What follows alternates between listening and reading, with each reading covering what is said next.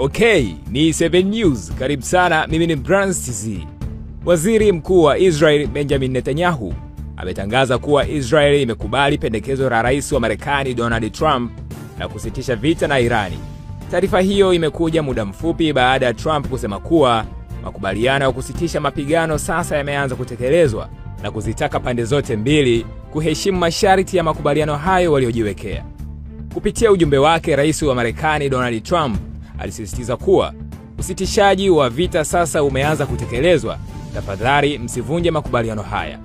Makubaliano haya yanakuja baada ya siku kadhaa za mapigano makali kati ya Israel na Irani yaliyozua wasiwasi mkubwa katika jumuiya ya kimataifa kuhusu uwezekano wa vita vikubwa vya kikanda. Serikali ya Israel imesema kuwa imefikia malengo yake ya kijeshi na iko tayari kwa suluhisho la kidiplomasia, huku ikisisitiza kuwa itaendelea kulinda usalama wa raia wake ikiwa kuna tishio lolote jipya.